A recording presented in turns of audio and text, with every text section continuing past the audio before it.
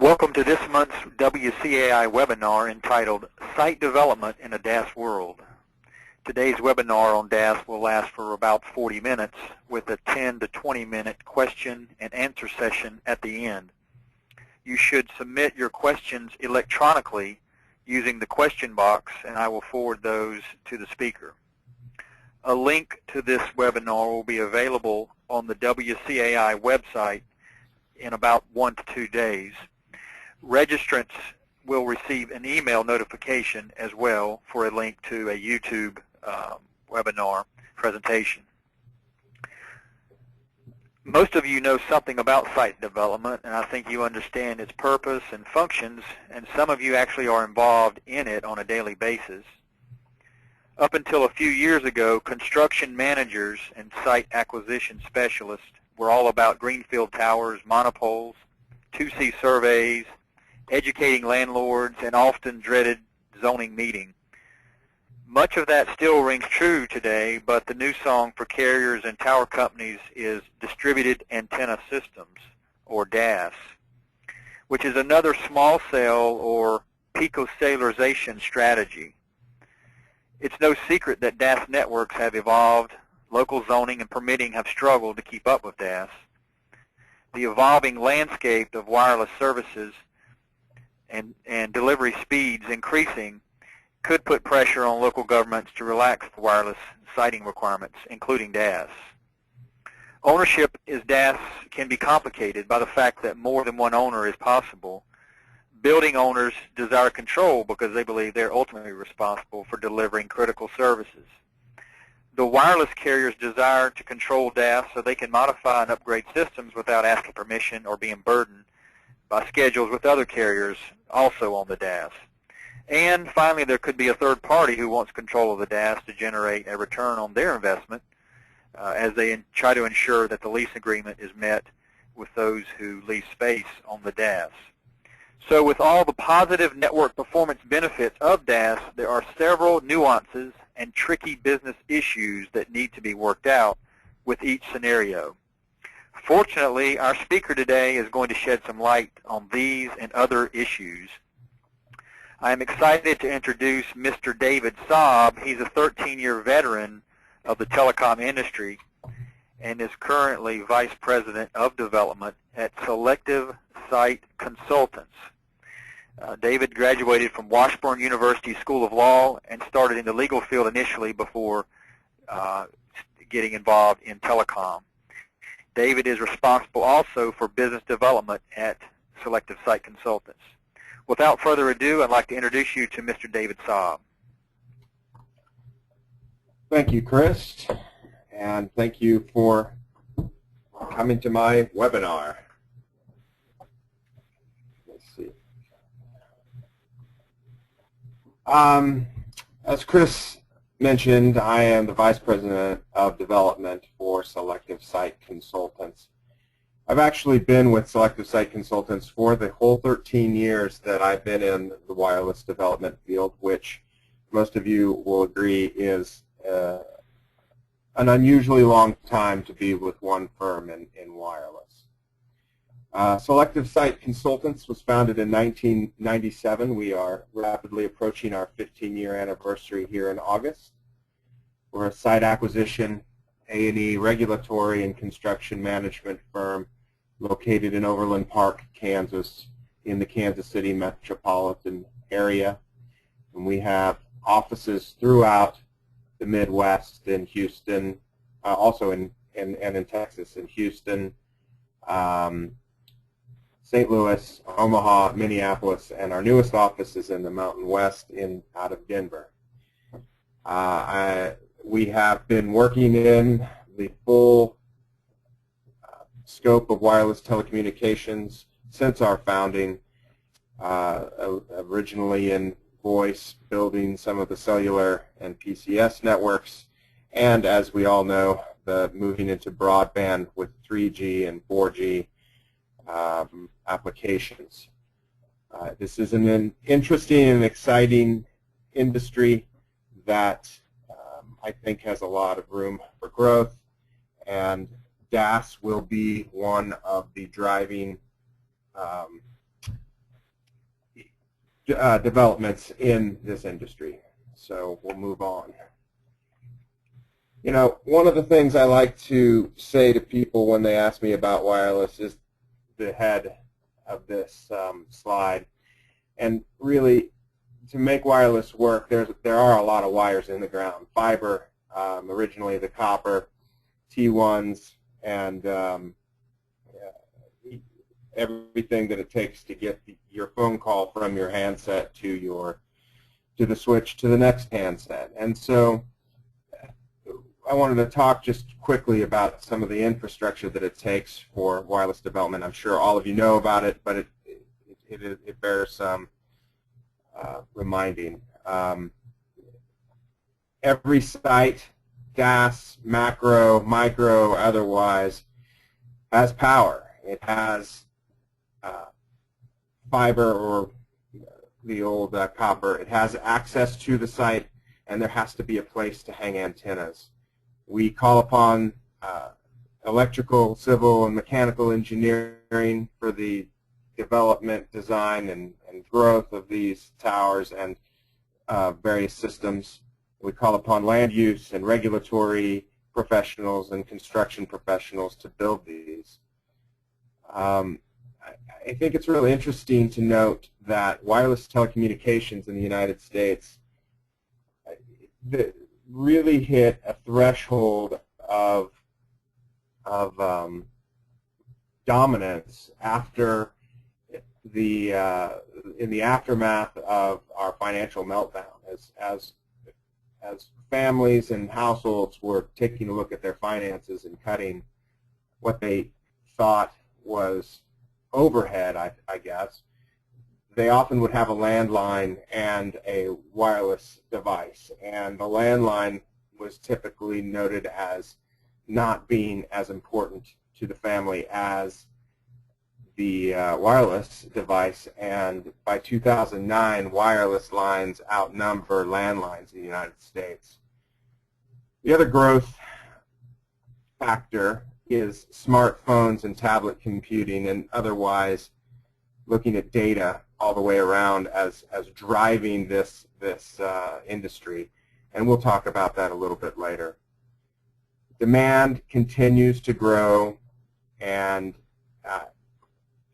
this number of 500% penetration might even be outdated by now for the 2016 mark. But we're looking at, in a nation of 350 million people, nearly 2 billion devices. I look around my desk and I have a smartphone and a tablet in them, and a hotspot and a notebook computer, and it strikes me as that I'm just one guy. Never mind the machine-to-machine technologies that are deployed and the people that carry multiple devices on their own. I know most of you have heard of all of these acronyms: GSM, CDMA, the 3G and 4G acronyms, but I thought it was important to just remember that all of these are still in use. They are driving our industry and driving the growth of things.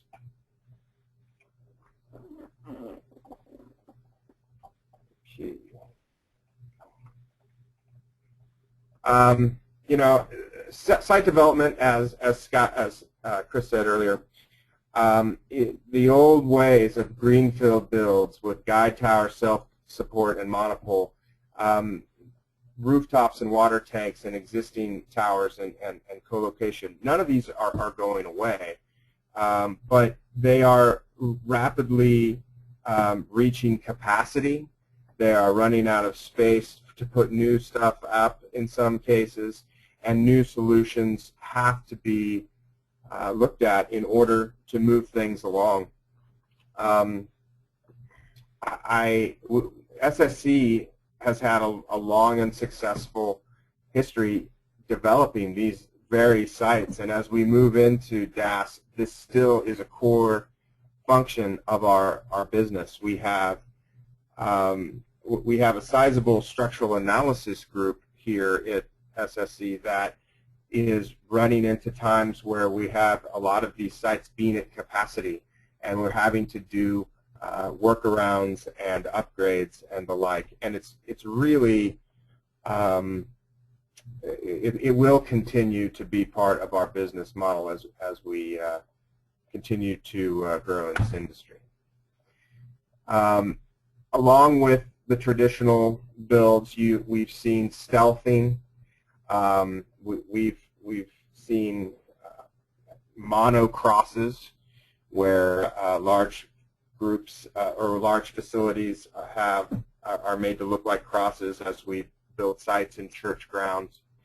Light standards and flagpoles. These are low impact, and communities seem to like them okay.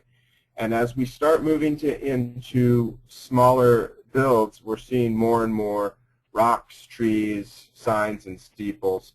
And these are stealthing techniques that have allowed macro sites to go in where they typically would not be allowed for aesthetic reasons and the like. We're also seeing repeaters. That's another part of the mix. Often a company has an agreement with a mobile phone provider, and they'll put a repeater in their office in order to ensure good coverage. This also happens for retail outlets, such as the Verizon. They want their phones to work, so they have a repeater in place. In a similar but larger scale are these single-user DAS systems that have been around for about a decade.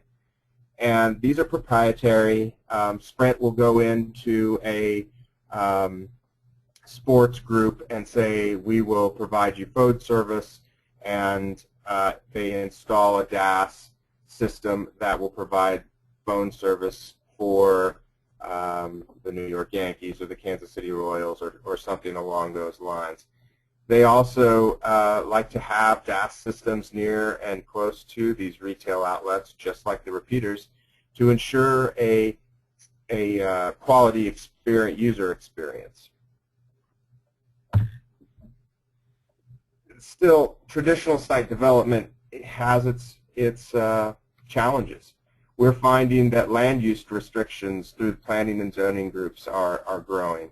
Ground space is, while real estate has generally lost its luster as far as increasing per foot value, any place that has high demand for wireless often will have higher costs for property. So we're seeing those same issues that run into development.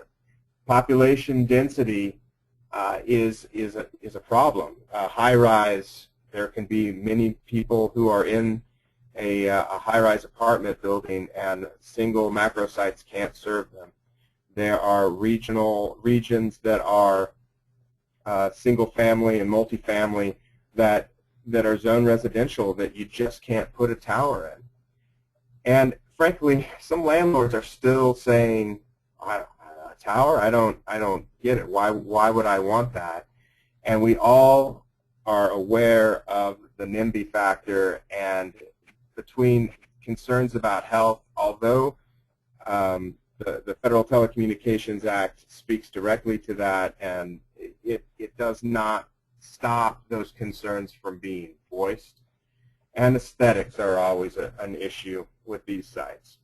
So with that, we start looking at DAS.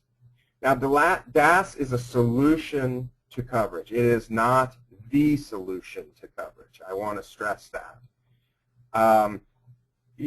Oftentimes buildings that are made of dense materials, stone, brick, stucco, metal, they're not particularly radio frequency or RF friendly.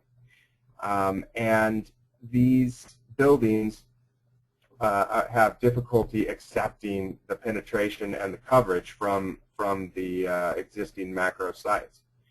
Similarly, outdoor sites, outdoor shopping areas and stadiums have similar, they have capacity issues and perhaps aesthetic issues that push the development of DAS. It is a single tower cannot provide service for 100,000 people in a stadium. So distributed antennas have grown as being part of that solution. Often the in-building distributed antennas are, although I spoke about proprietary, I think the general talk of this will be with neutral host systems. And these are systems that have multi-frequency antennas that many users can just plug and play. They're typically a lower power in the microwatts, and they are really about addressing specific issues to allow seamless coverage in and out of a building.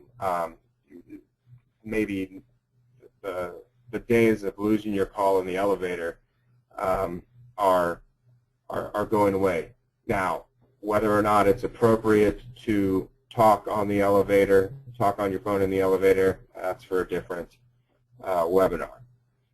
Outdoor distributed antenna systems, these are again about addressing high-density traffic, shopping areas, places that have lots of people for a set amount of time and then they're gone, or neighborhoods and residential areas where macro traditional cell sites just don't fit the model and people don't want to look at them. This is a solution. There are many companies that are looking at that. And then sort of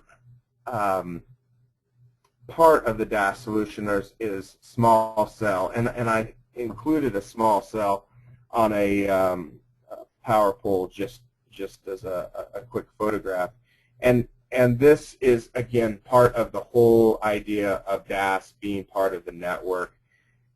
These fill-in spaces where perhaps you don't need a full-blown DAS, but you do need better coverage, or specific spaces where people congregate. I note bus stops in right-of-ways and neighborhoods with restrictive zoning. It's really just another tool.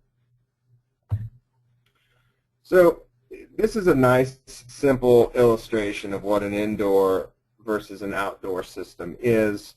The pictures sort of speak for themselves, I guess, but one thing to remember is they are all, you have equipment in one area with antennas distributed to maintain coverage, and they are all part of a total system in a region where you're going to have microsites, you're going to have indoor DAS, you're going to have outdoor DAS, you're going to have macro sites, and they're all going to work together as part of a system that these carriers and owners look at as providing for a top-notch customer experience. So, just a quick comparison. Traditional sites are big and tall. Their expansion is limited to the strength of the structure. Each customer typically has its own antenna height or place on a building. The coverage is 360 degrees depending on the number of sectors they use, but it is limited in penetration. You know, distance, the further away from a cell, the less powerful the signal is, and you also have to guide that in between systems so that from cell to cell you don't lose anything, but I think we all know that. You have a shared outdoor compound, and what's interesting is we've been in this business long enough, the industry has grown up enough that the tower sites are relatively affordable. You have a good grip on what your capital costs are. You know that the outdoor equipment is designed to be where it is, and you are comfortable with that design. DAS, though it has been around a while, is still evolving, and the best ways to deploy it are still being developed. It is targeted for a specific area. It's scalable. And typically, the equipment is lightweight enough that it is not going to cause a structural capacity issue. Although, one caveat, the equipment rooms often need to have some structural review for the radios. These are still heavy. They still have quite a load, and often just understanding the structural capacity in a building or the like is an important part of deploying a DAS system. The antennas are placed throughout the area to work together, and they are, and this is an important thing, they are shared multi-frequency antennas. So you can have 4 carriers all on the same system, transmitting, receiving, and they're part of that, part of the network all in all. Again, you've got your seamless coverage, you're not dropping calls, and they can be built on into designs, which I think we'll start to see more and more of as the industrial and commercial building industry comes back online. And then they can be retrofitted to old buildings and existing buildings. They, like their counterparts in macro, have a shared equipment room, but it is important to remember that these developments are significantly more expensive, and because the experience in deployment is just not there compared to the thousands and tens of thousands of towers that have been developed, there's still lots of cost differences and technology differences, and the solutions just, it's still a new enough industry that costs haven't started to come down. Also, we need to remember that these are still radios. They pour out a lot of heat, and you got to move that heat out of there. So there's still a lot of mechanical that needs to be addressed, especially for indoor developments. So, what are some of the challenges of DAS systems? You know, a lot of this comes down to not understanding the wireless demand. The old, hey, I've got 4 bars, isn't the same as you being able to use your wireless device in as complete manner, I think that you would like and what you expect. You've got poor coverage beginning to impact real estate decisions, as I pointed. If you've got bad coverage, oftentimes if you're relying on that wireless phone, I think we're going to start seeing people clamoring for better coverage because of that. The M2M issues are going to start growing as more and more users from machine to machine are on these networks and they start to strain it. I'm not quite sure when my refrigerator will order a gallon of milk, but I know that those options are coming there, and you know, as wireless becomes such a dominant broadband and data transfer technology, these are issues that are going to really impact us. You know, the other thing is the E911 and safety concerns. As the E911 has developed, you find it being used to triangulate for first responders and other rescuers. You're also using it for law enforcement, and there's some controversial use of telephones, of wireless telephones in criminal cases and the like, but it's still out there. So, you know, as we look at DAS as a whole technology and a part of the macro network itself, these are things that I'm not sure that everybody's thinking about yet. I am, and now you all are, but it's still an issue.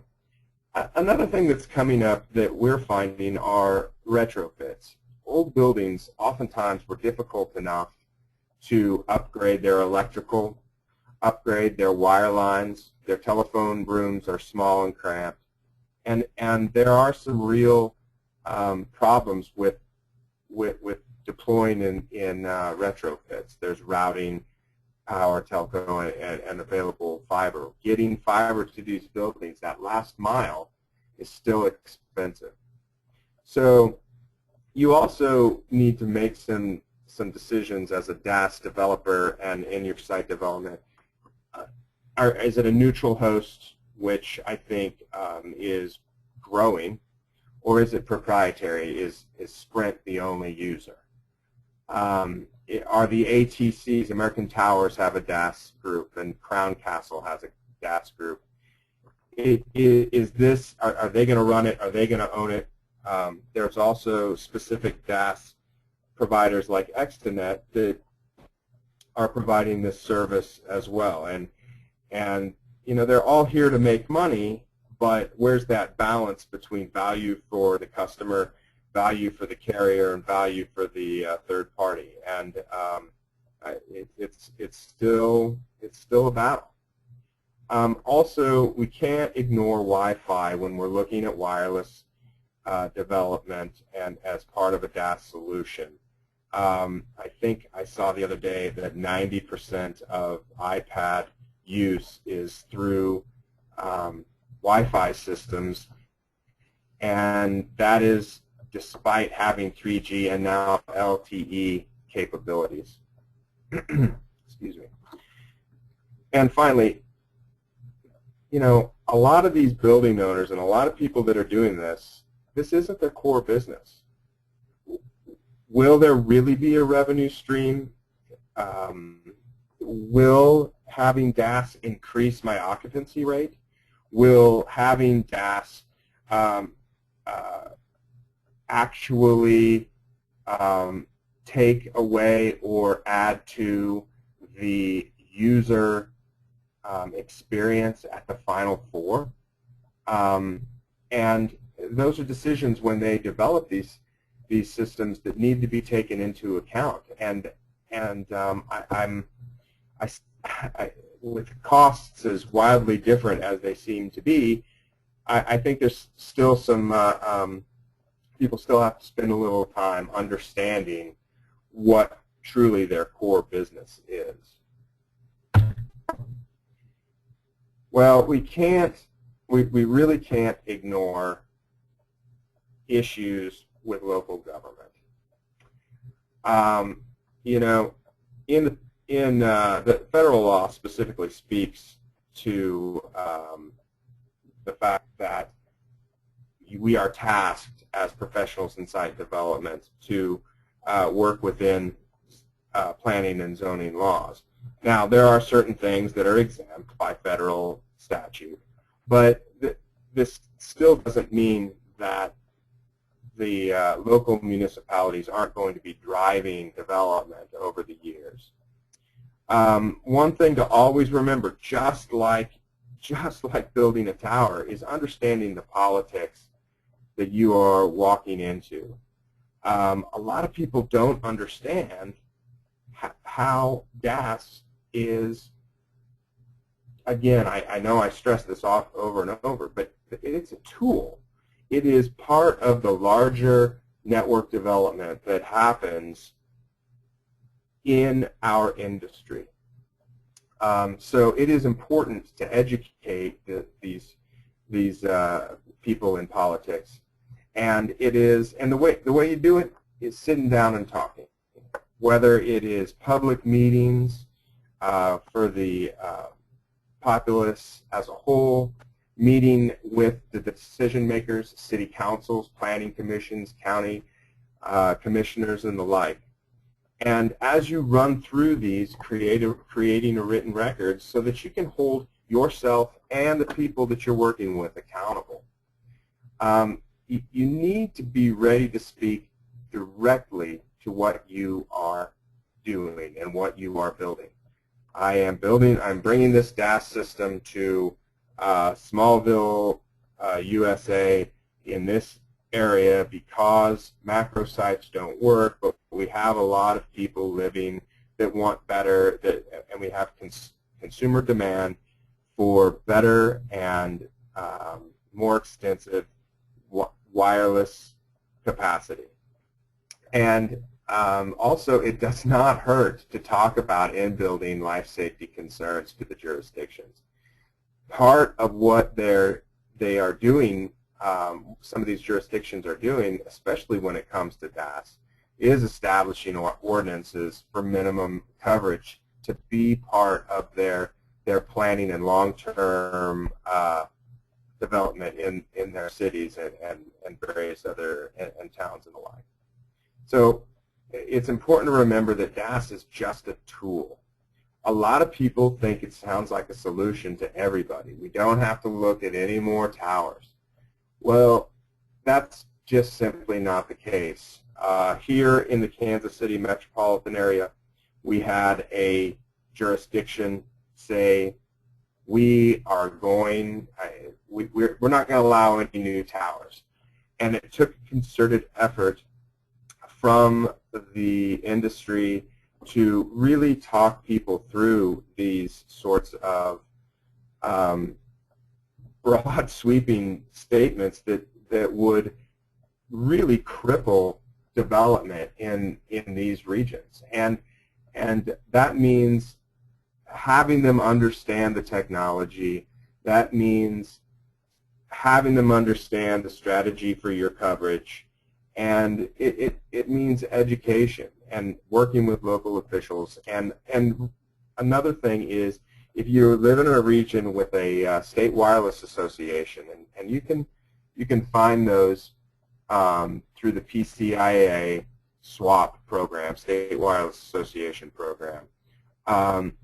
They can help too. They have a regulatory group that will be happy to reach out with you. And there has been some success in pushing back certain onerous ordinances and the like. So I encourage, if you are in the DAS, just like you would be in macro development or in wireline development, that you work with government and you're upfront with them. So, site development has a bright future. You know, data is driving everything. We have so many interesting devices, and some of them are good, some of them are bad, some of them just eat up time and eat up your data plan. But it is what carriers see as value. Just look, you have unlimited voice plans. There are a couple of companies that have unlimited data, but I imagine that will go away as users continue to migrate onto their networks. But they are not unlimited. Macro sites still are going to be developing. I've seen numbers that the total number of tower and various rooftop sites will double in the next decade. And that's a lot of development going on. I think DAS will be used for sexy things like sports stadiums and hospitals and large shopping areas, but it will also be used to offload for capacity in regions that are largely residential in nature, and also in really difficult places where you can't get coverage just because of geography or something similar to that.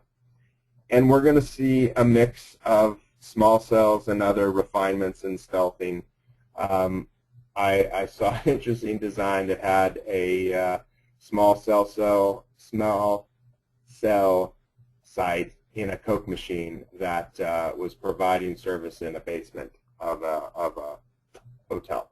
So those are some. There's lots going on. Go out and hug someone when they buy an iPhone. That's what's keeping demand high is what we like to see. And if you look at this little graphic, I just thought it fit on what we're doing and how things are developing. Design for networks will have mixes of how things are going to work, and we don't even know what the next step will be. But I think it will not. I just don't see a technology change that is going to make any of these macro DAS, Wi-Fi repeaters. It's not going to render them obsolete. It is going to add to the tools that we can use in site development, and I think that's pretty exciting. You know, this pretty much speaks for itself. The trending since 2009 and as we look forward to 2014, just how much traffic is generated by data and how it is changing how we live and compute and work. I love that I go from my handheld device to my tablet. I'm able to leave my laptop in one place and yet use it remotely. These are important things that allow us to grow our businesses and to be more efficient and to cover more ground. And speed and time are money, and that's what that's what business really ends up being all about. So I wish I had a dramatic slide I could close on. I tried to find a good graphic. I was unable to that fit into this. It's all pretty dry, but please submit questions to the panelists, to us, using the question box in your GoToWebinar control panel. I do want to thank you very much for tuning in. This has been an interesting time for me and allow me to get all of my thoughts together. Please feel free to send me an email. My email's down below. I'll be happy to talk with you about DAS, about site development, about the wireless industry. But I think that at this time it would be appropriate to thank Chris and everybody from the WCAI and open it up for questions.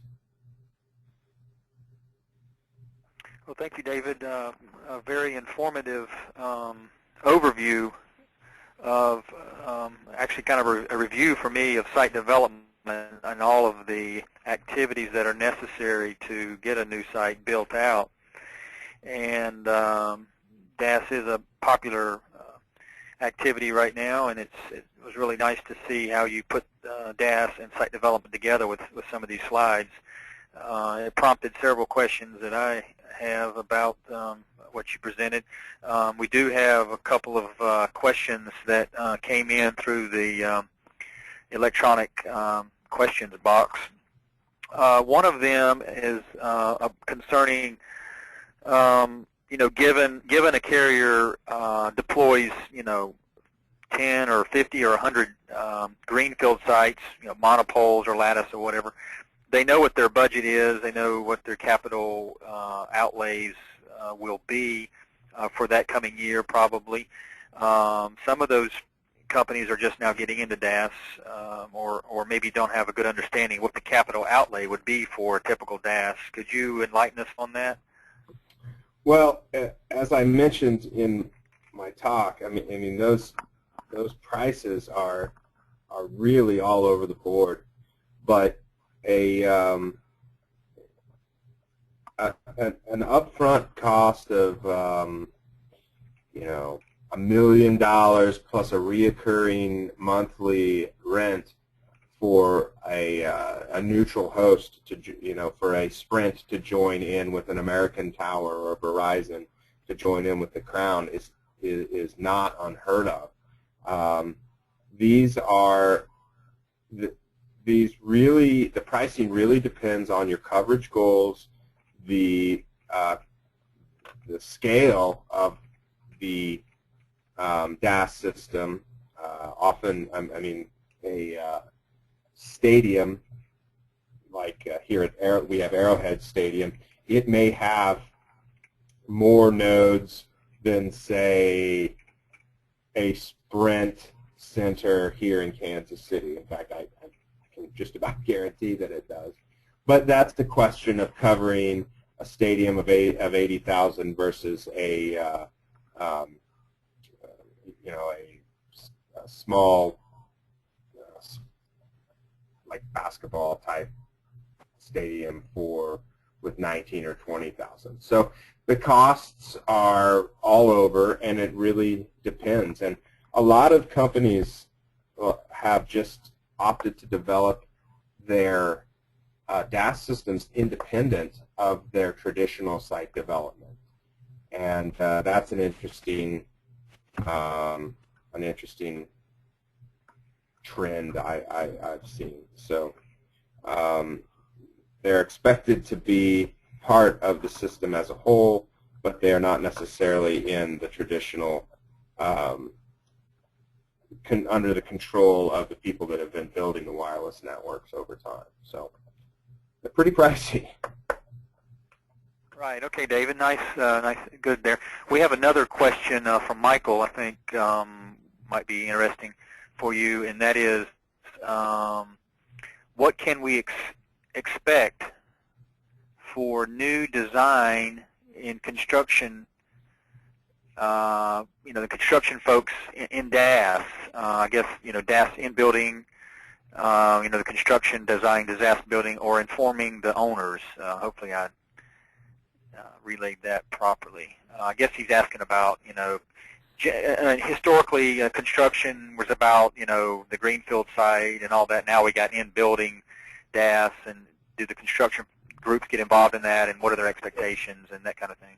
Sure. A lot of, I think there's going to be a lot of work for electricians, and a lot of this is people try and get away with just using an electrician to go pull an electrical permit and run wire and hang some antennas.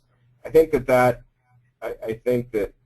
as cities and different jurisdictions get more and more experienced with what DAS is, I think we're going to start seeing a little bit more control over that, and a lot more development that causes, you know, a more specific design in your drawings, more building permits, and understanding how the construction is going to go. I think that part of the way they'll do that is, I mentioned some of the growth of jurisdictions putting specific coverage goals, and you know, especially public safety.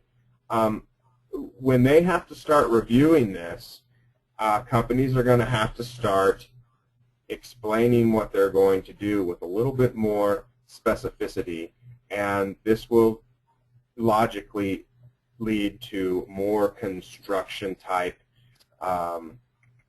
work in DAS. Also, new builds of buildings, these will become part of the commercial construction skill set, and I think that they'll be looking to some of the traditional groups that have worked with wireless, and it's a good idea to sort of start having those conversations now. And I think that, you know, wireless is sort of scary for some construction companies. So between the new builds and then some of the interesting, how the heck are we going to retrofit a 120-year-old office building with you know, 18-inch walls in their in the basements, and how are we going to core through these floors? And never mind, we have to worry about historical society and historical marker issues. These are things that are going to necessarily call on construction professionals that understand the delicacy of working in wireless. So I think that while it may be less of the traditional tower climbers, you're still going to have people hanging antennas and running cable and understanding how these work together and the tolerances and the like. So I guess that's a questionable answer. Yeah, very good, David. Okay. Another good question here, I believe, and that is, on one of your slides you mentioned how the growth of macro sites is, going to still continue. You mentioned rooftop sites also is going to continue. Yeah, I mean that's the stalwart of the network, and it's going to continue. How about the growth of DAS? Do you have any feeling or any expectation for that on the growth of DAS systems?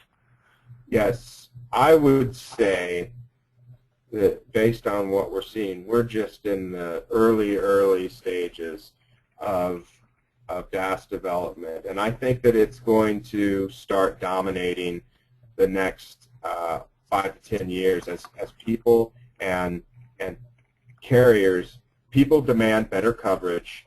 Carriers have to address that, and this is a great solution to it. I think there are tens of thousands of office buildings. There are places that just have coverage issues and capacity issues. You can have 4 bars, but that doesn't do you any good if everybody is on the system at once. And so with capacity and I think it's very hard to visualize how much space in radio frequency spectrum data takes up as compared to a voice call. I used to do zoning, and I would hold my hands about 2.5 feet apart and say, think of this as your wireless spectrum that's available here. And then I'd hold my thumb and forefinger of my left hand out at about a half an inch. That is a phone call. And then I'd hold about a foot between my 2 hands. That is data. And that's the big problem. The more users, the smaller a cell, the more need you have for more cells, and that's going to drive DAS no matter what. And I think that's we're going to really see growth that will equal, if not exceed, macro sites in the next few years. Okay, David. Questions are starting to pop in. Most of them are pretty good. Some of them more technical. I answered a few of those basic technical questions. Alex asked David, in your opinion, what about the future of RF and Wi-Fi? Or do you have thoughts on Wi-Fi, carrier Wi-Fi? That's another strategy that's going on right now. Yeah. Well, again, it's important to look at all of these options as tools. Wi-Fi is really a great tool for dumping data, and I think it's too bad we haven't here worked out good uses for using Wi-Fi for the actual calls and as well. But Wi-Fi hotspots, they're going to continue to grow. They're a good, quick, relatively inexpensive way to offload data and keep your network clean and open for other things. Again, I mentioned in one of my slides that I believe 90% of iPad data use.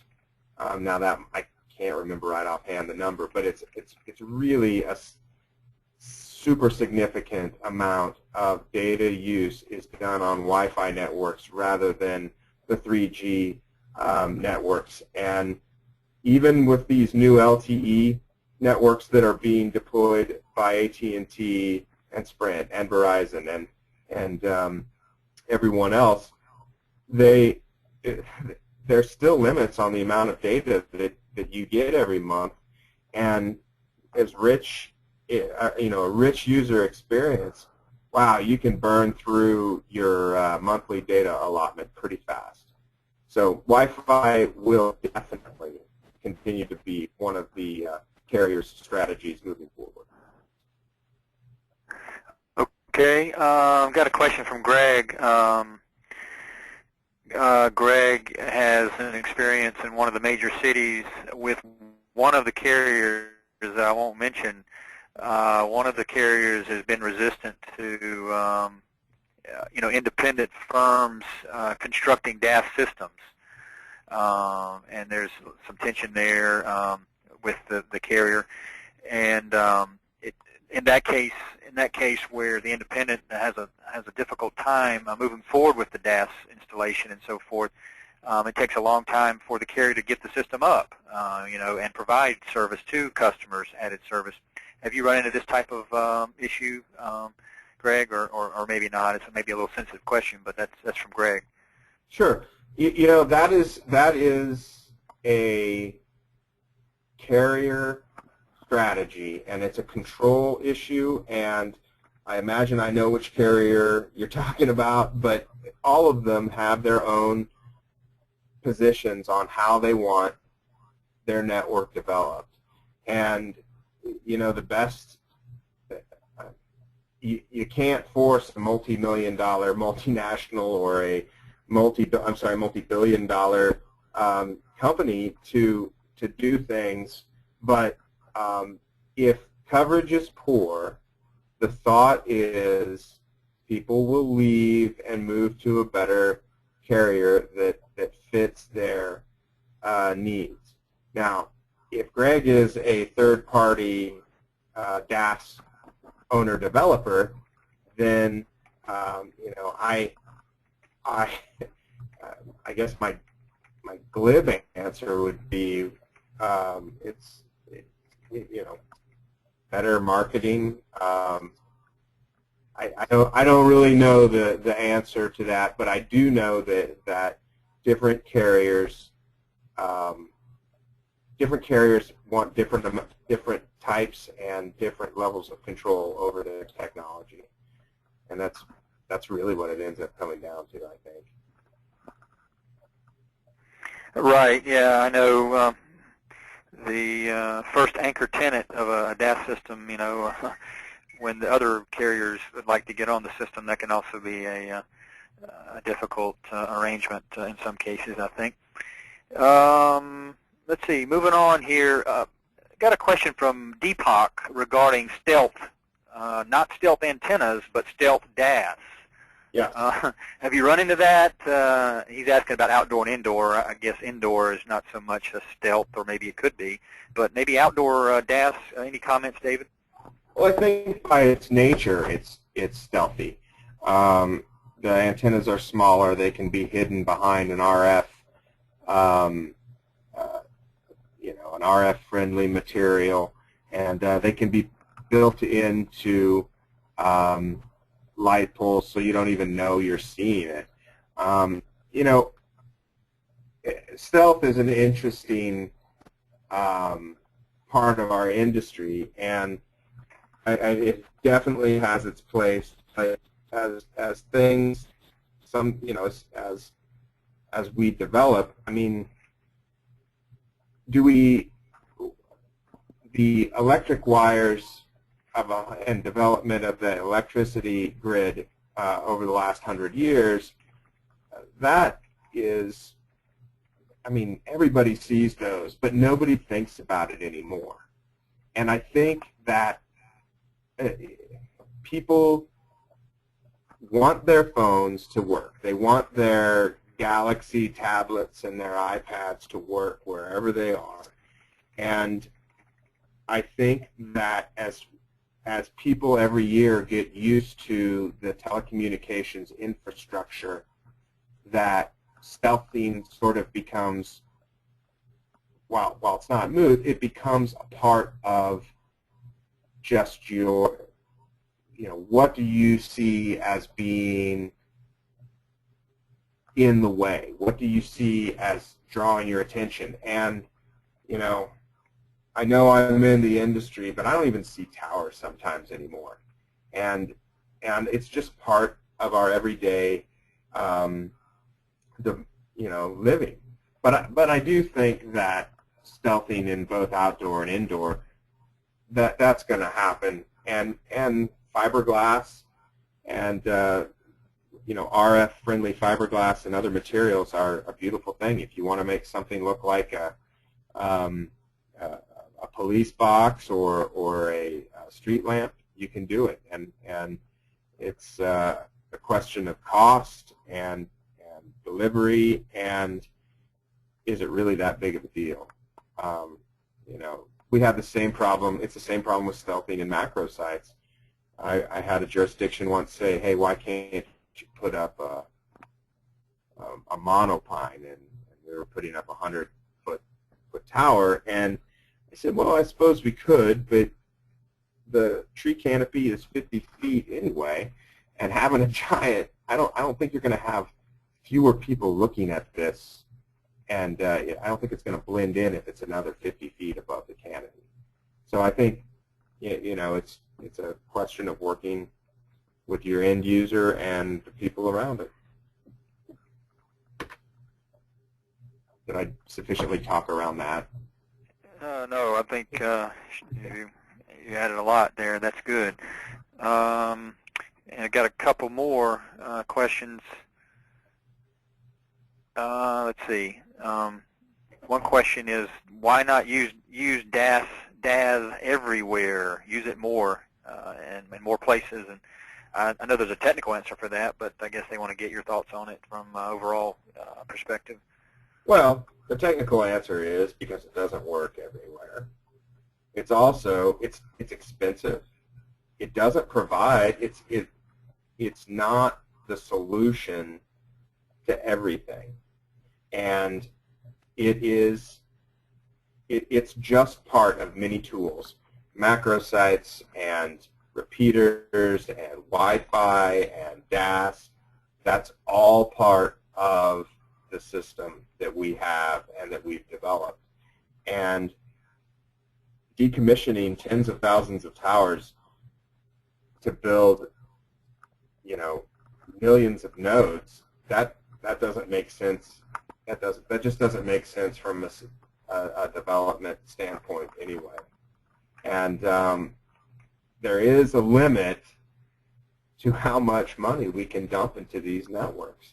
And DAS is specific and targeted, and it doesn't make a lot of sense to just go only to DAS. It just doesn't. Yeah, you mentioned, okay, thanks, David. You mentioned back on your slide maybe about the eighth slide about, you remember your comfort level. You talked about comfort level, with DAS, and, for many years, and even today, the comfort level with monopoles and lattice towers is, not there, not in my backyard kind of thing. You'd said that tower sites are relatively affordable. The capital outlay is known. We've been doing this for a long time. And I guess, what do you think about how do you get the comfort level better for DAS systems? I guess as time moves along, then DAS is going to continue to fill the technical needs, but I guess educating businesses and folks about DAS, what are your feelings about the comfort level? Well, like with any technology, people will get better at it. They'll continue to deploy it more and more often. I think that there's, when I mentioned that the number of macro sites are projected still, I mean, they're looking at doubling tower capacity in the next 10 years here in the United States. But that's just the macro part. That doesn't even address the issues that come up with DAS. And as DAS continues to develop, indoor, outdoor, and we get better at it, the pricing will come down.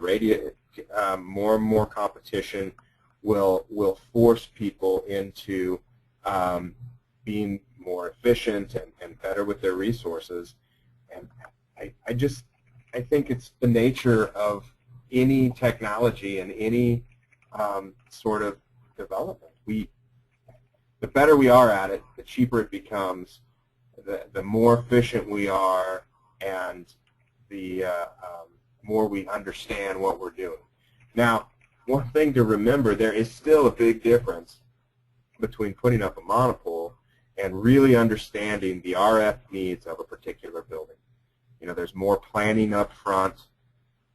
Sure, the equipment will come to the price will hit as it's supposed to, but it's still a lot of consulting and a lot of education that needs to happen up front in order to have these systems intact and doing well. So I guess that's my answer to that. Okay.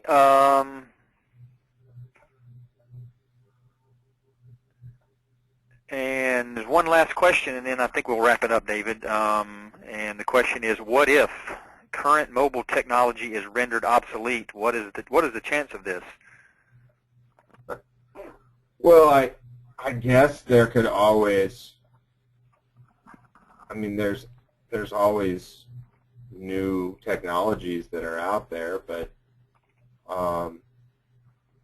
carrying around high power handsets for transmitting and receiving seems kind of dangerous, maybe. I don't know. The Fed said we can't talk about RF, but it still takes time to. Okay, let's just say there's a brand new technology that comes out.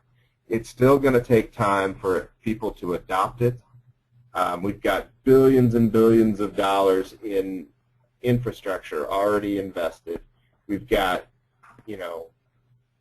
billions of handsets that have been manufactured to particular specifications. We've got, I think today I saw something that half of Americans have a smartphone. That's mind-boggling. And getting people to move to a new technology is going to be tough for it to happen fast. Just like now we're looking at a new technology. We've gone from 2G to 3G to 4G, GSM to UMTS to LTE, and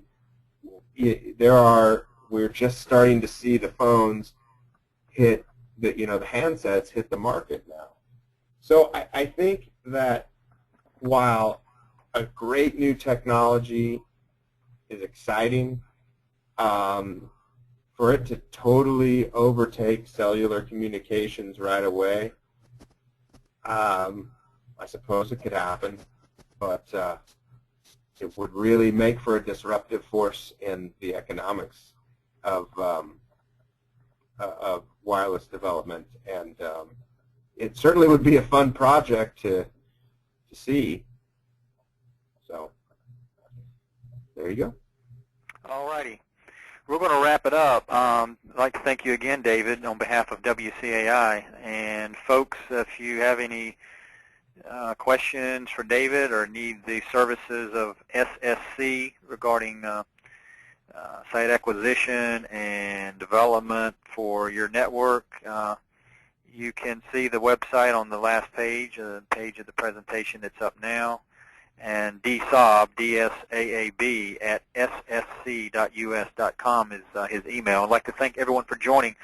Be on the lookout in your email box for WCAI in the subject line for future events, information. Again, this webinar will be available probably tomorrow or on Saturday on YouTube, and a link to that YouTube webinar will be in your email box shortly. So again, thank you, David. It was really a pleasure talking to you about site development and DAS. I know I learned a lot. Any final comments?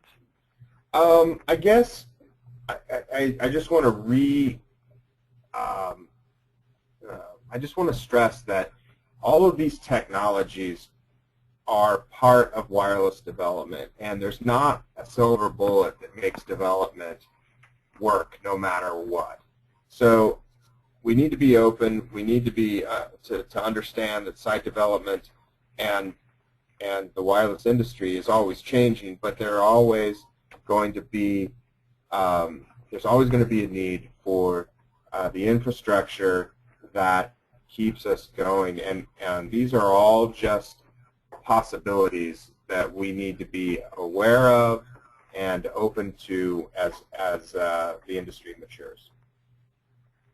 Great. Thank you, David. And again, thanks everyone else. And you'll be getting an email probably tomorrow with the link to this presentation. And we will be having future webinars through WCAI in April and May.